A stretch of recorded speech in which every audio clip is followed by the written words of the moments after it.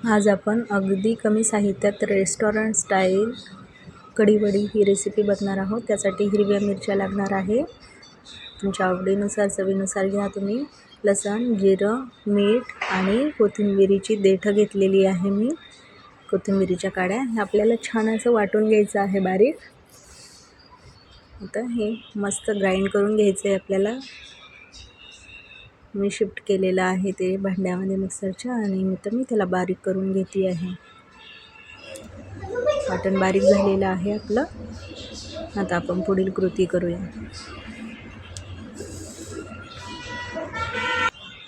आता मी एक भांडं घेतलेलं आहे, त्यामध्ये मी बेसन पीठ घेणार आहे।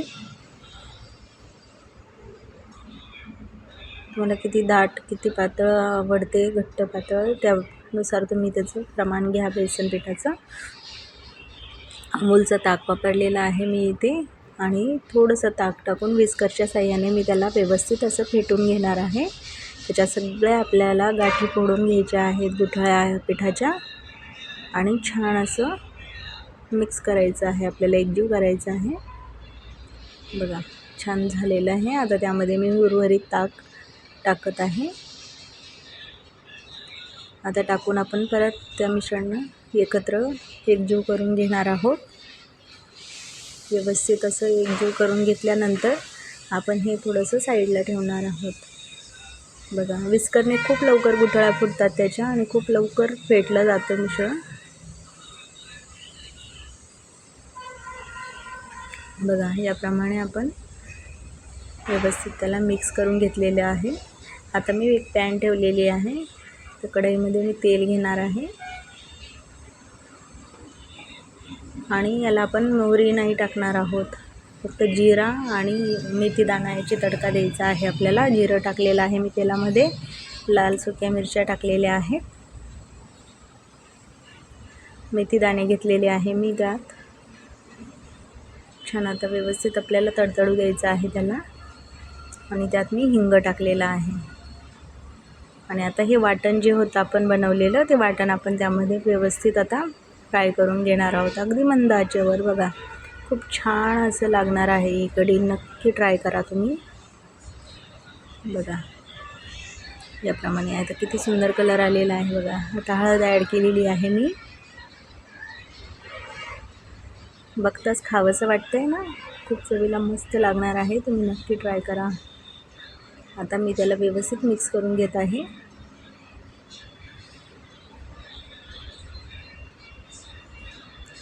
आणि आता आपण व्यवस्थित त्याला परतून घेतलेलं आहे, त्याचं पूर्ण कच्चापणा निघून गेला की आपण त्यामध्ये आता जे ताकाचं आणि बेसन पिठाचं मिश्रण केलेलं होतं ते आपण त्यामध्ये टाकणार आहोत आणि छान असं व्यवस्थित त्याला मिक्स करून घेणार आहोत।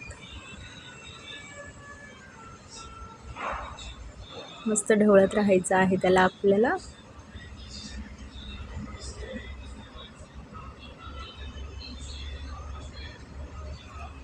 बघा आपली तयार आहे आपली कढी।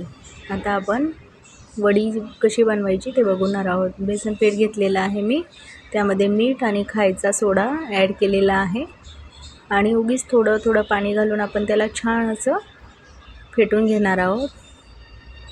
सुरुवातीला थोडं पाणी टाकायचं आहे आणि परत त्याच्या गुठळ्या फोडून घ्यायच्या आहेत आपल्याला। अगदी कमी कमी पाणी वापरा, याला थोडंसं घट्टसर असायला लागतं कारण वड्या सोडायच्या आहे आपल्याला त्याच्या। ते वड्या आपल्याला छोट्या तळायच्या आहेत, त्यानुसार आपल्याला मी दाखवते त्या कन्सिस्टन्सीमध्येच तुमचं हे बेसनाचं पीठ जे आहे बेसन पीठ ते तुम्हाला मळून घ्यायचं आहे।